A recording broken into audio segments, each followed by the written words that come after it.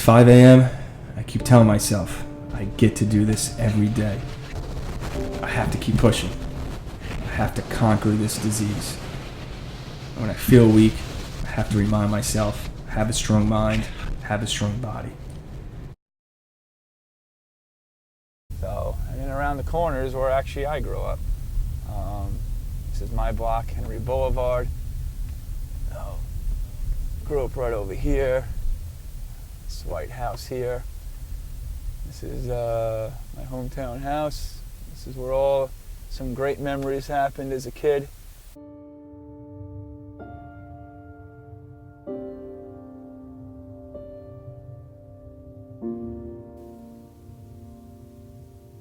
February 12th, it was a Tuesday night. I hurt my neck and I felt right here a large lump sticking out of my neck. Not knowing what it was, thought it was maybe a pulled muscle. Went to work the next day. So on the morning of February 15th, it was a Friday before February break, Matt and I are both teachers in the same building, Sachem North, and my principal came to my office to tell me to get all my stuff, all my belongings, I don't need my grade book, but to take a walk with her down to her office.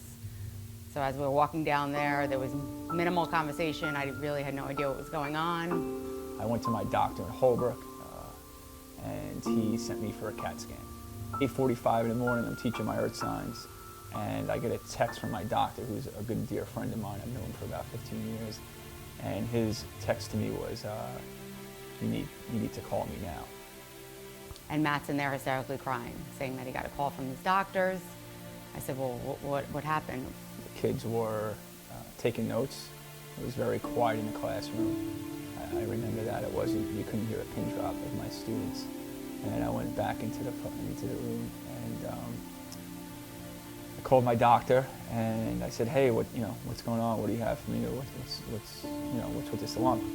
And his response to me was, we're good friends for a long time. I'm not going to sugarcoat anything. I'm going to speak to you as a doctor right now. And he says, you have cancer. As soon as he said that, I said, no way, this can't be right. It was awful. We sat there for about 10 minutes, crying. I was in shock, disbelief, but kind of like maybe he could be wrong. He's not a cancer doctor, he's just my primary physician.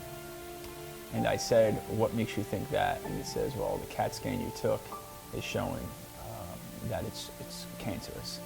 So he goes, you need to leave school this moment and get out. I have an appointment set up with you in 2 hours at the starting room. And it was just a day of crying and trying to go to doctors and getting appointments and seeing really what was really going on. Because we were still in shock that this can't be right. Maybe they misdiagnosed it. I try to tell people I'm not trying to survive, I'm trying to conquer this.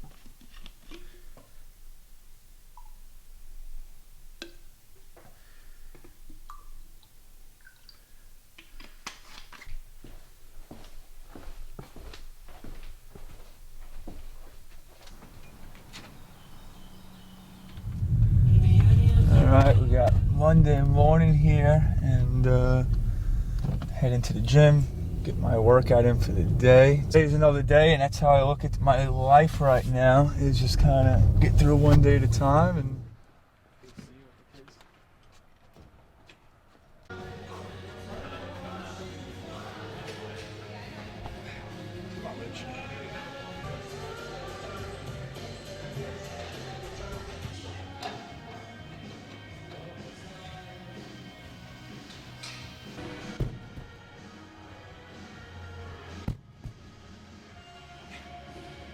one of the things I've learned over our time together as friends and as, as brothers, as I think of it, that he is one of the most competitive, determined, passionate people that you'll ever meet. You know, the things that he's most passionate about, his family, his kids.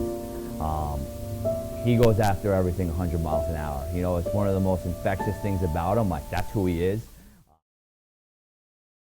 So, what are we going to do today? Yeah. The girls are going to camp. Want fruit? Strawberry, banana, blueberry? No, it's delicious. How'd you guys sleep? Good? Yeah. I made my bedroom. You made your bed? You're supposed to make your bed. Yeah, but you don't make your bed. Just at Sloan Kettering right now in Comac. I got some blood work to do today. My liver counts are pretty high, so actually I'm off my treatments right now. So we're hoping to, some good news going in, get some blood work, get the results in a couple of hours. All right, let's go do this. Let's go.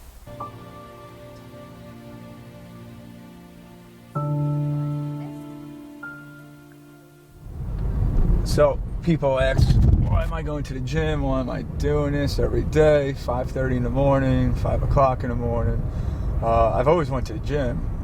The stakes are a little bit higher for me, with this cancer. The biggest thing is physical shape and getting to the gym and kind of grinding out every day. So that's why I go. I mean, all honesty, if I miss a day, I feel like it's a day cancer is beating me. My new slogan in life is I don't have to go to the gym. I get to go to the gym. Just like I get to hug my kids another day, I get to hug my wife. I get to spend time with my friends. I get to go to the gym. So.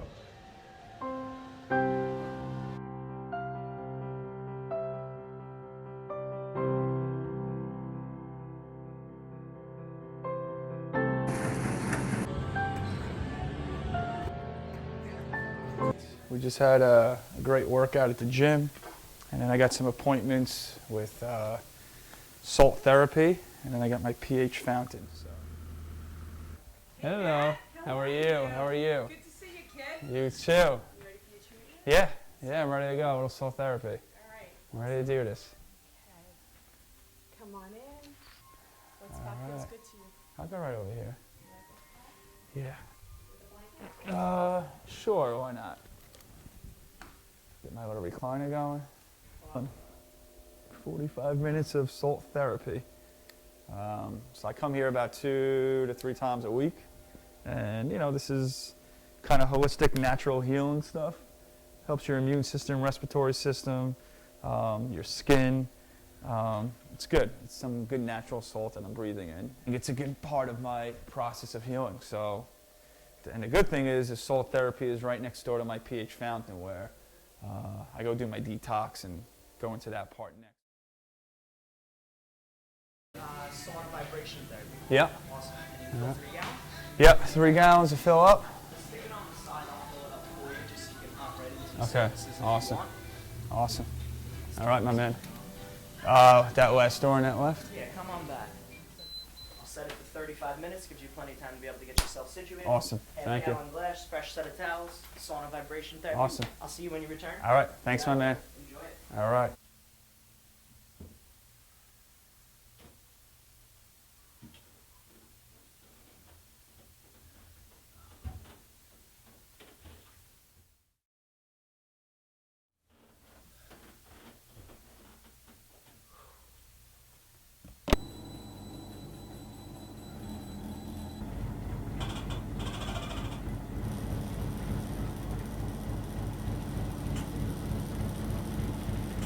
All right, just got out of my detox here. So this is the water, nice high alkaline water we pick up that I've been kind of putting in my body. But the detox is great. It's 35 minutes of a sauna and then 10 minutes of a pulse machine. So it's really heating up my body, shaking all the negative ions out. I feel great every time I leave this place. I come here 3 times a week, get my water, bring my jugs back to my house for the kids and the family. It just means so much to me. It just means, that the love is everywhere, the support is everywhere. That, living in a community like Sachem and having the support from everyone in the community has really lifted my spirits up and made me truly fight for this disease. When I heard, I just didn't believe it. It's been a guy who's always been kind of a superhero to me, whereas I was a 9th, 10th grader on JV and varsity, terrified of him. becoming great friends with him and then developing a relationship where he was a best friend and a role model, I'm still looking at him like he can't be broken. When I heard about the news a couple months ago, it was like the world just stopped, in time.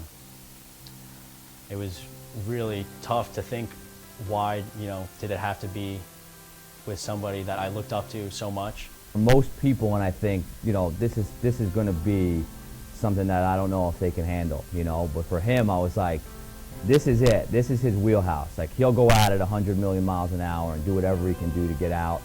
He never shies away to talk about it because he just knows. Like he says, every day's a game day. He's a fighter. Every day he laces up and he competes. That's what he does. He competes and he doesn't lose. And this is the same thing. He's not gonna let this thing beat him. He's gonna get up every day, not complain. He's just gonna do what he's got to do. He's gonna beat it. Well, if there was anyone that could beat it, it's Dezy. I mean, you hear everyone say that, and it's because everyone believes it. I mean, no one works as hard as he does. He's got it in him, and everyone believes in him. He's got so many people in his corner. I learned from our ACAT volleyball team, a book they read this year. It talks about it. There's a part in it where it talks about that we get to do things in life, and people don't realize that, right? How many people wake up every morning and say, I have to go to work today, right? I have to go here, I have to go to the gym. You don't have to do anything. You can sit in the couch all day if you want, right? But when you say you have to, it's such a negative self-talk that goes into your mind. And it starts off your day in a negative way, all right? Instead, now with my cancer, my new lens in life, because my lens in life is a lot different than most people now, is when that alarm goes off at 5 o'clock, I actually get excited and say, I get to go to the gym today. Because it's another day I get to do something to heal myself. Right? I get to see my kids. I get to hug my wife again. I get to go to work. I get to go to practice. So there are things that I am using mentally now to really make my mindset stronger through this. And if I think I'm going to die through this disease, guess what? I'm going to die.